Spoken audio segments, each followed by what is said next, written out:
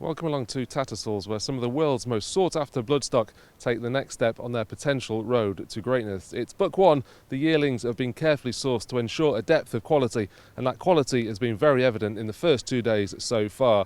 Adebayor has been largely responsible for all the top lots, but expect Frankel to take that mantle over today.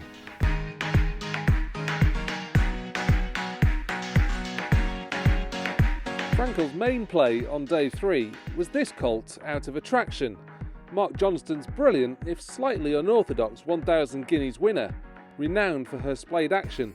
But seemingly, no such confirmation issues with this one, even to this highly untrained eye. He would make 1.6 million guineas and will race in the colours of His Highness Sheikh Hamdan bin Rashid Al Maktoum. He wasn't quite top of the shop. Stepped forward once again as son of Dubawi, the stallion responsible for 3 of the 4 top lots, each realising over 2 million guineas. This colt out of ZZ Top was also purchased by His Highness Sheikh Hamdan's Shadwell operation for 2.6 million and is a half-brother to Izzy Top and Jazzy Top, both winners at group level during their careers. Perhaps unsurprisingly, being a Darley stallion, John Ferguson was a great supporter of Dubawi, whose progeny were largely bought privately 12 months ago, but wasted little time in setting the sales ring alight this season. Ferguson had bought the other joint sale topper on day 1, a Dubawi colt out of Coronation Stakes winner Fallen For You, also realising 2.6 million, and he commented on the stallion's success. Yeah, well, he's been an extraordinary stallion, and even last Sunday, there he had favourites for 3 races on Arc Day, and obviously he won the Marcel Boussac with Waheda. So yeah, no, he just goes from strength to strength. And the thing about Dubawi now is that he's at a stage in his career whereby the mares that he's got now, the progeny from those mares are now in the ring, and they are just truly exceptional mares and with great pedigree. So it's right that he should be at the top of his game now, because this is when he got started to get the really quality stock. Just explain to us what would sort of happen to the yearlings you've bought now, the kind of process of breaking them in, etc. Because it's been quite a stressful period just getting them here, I imagine, isn't it? Yeah, I know. They've been through a preparation of probably the people the people selling them would have probably got them in May from the breeders, and then through the summer they'll feed them quietly, and then come sort of August time they'll start bringing them in and getting them on the walkers and teaching them to be professional about their business, and then they come here and they perform, and it's obviously quite exhausting for the yearlings. And then so what we do is when we buy them, we take them home and we turn them out, and you take the shoes off them and you let them just get the whole thing out of their system, and they relax, and then quietly you bring them back in and you start the breaking process. And then once they're ridden away and going well and they understand about that side of the game, you then send them on to their trainers. That's how we tend to do it. And when we finish the Yearling Sales, we have a list of them, and Sheikh Mohammed will then decide which horses he like to go to which trainers. For His Highness Sheikh Mohammed, it's the start of a process, isn't it, for getting them on the racetrack? Must be an incredibly exciting time for you all. It is. I mean, and particularly on the back of such a good year, because obviously we're very pleased by the fact that we've had a great year all over and all over the world, and so there's an excitement there, because you obviously want next year to be even better. No, it's no question, it's an exciting process, and His Highness will come and see the horses, see them in their breaking press time, and that's when really he decides as to where he would like them to go and send his troops in different directions.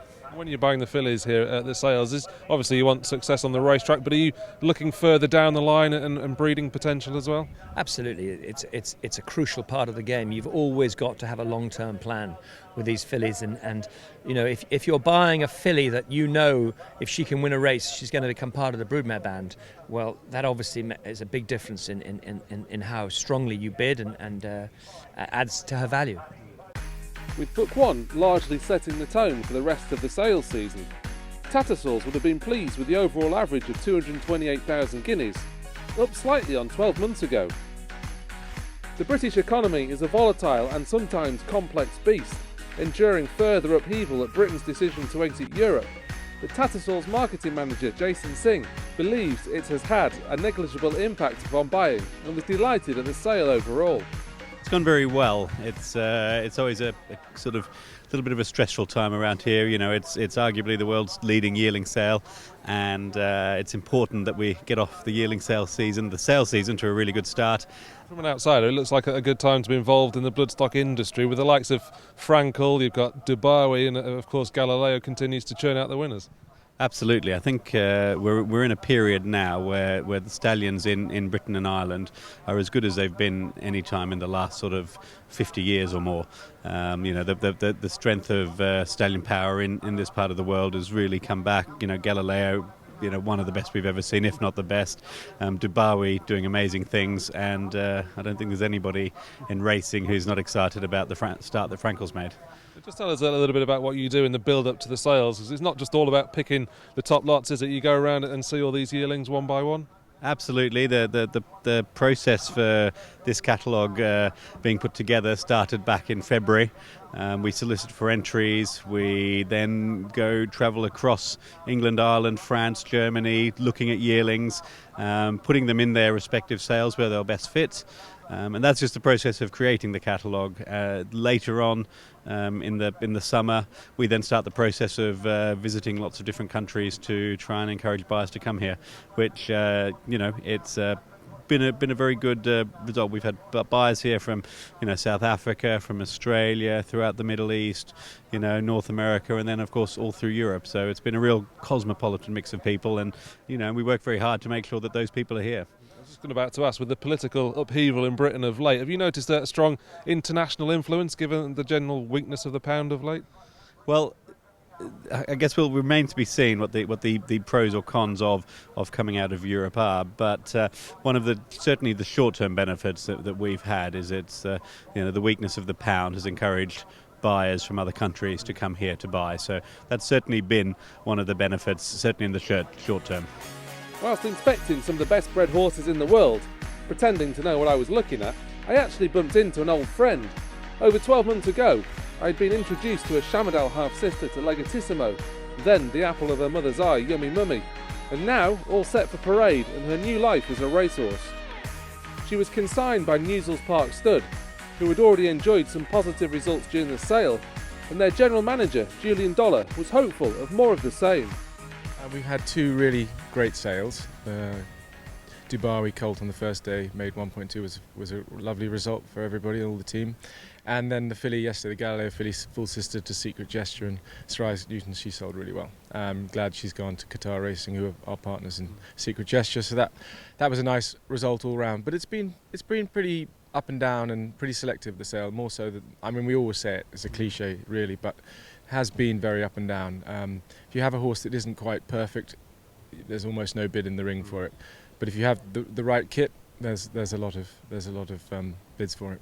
Moving on to today, it's probably about a year ago that you introduced me to a Shamadal foal out of Yummy Mummy. High hopes for that one today? Well, she's lovely filly.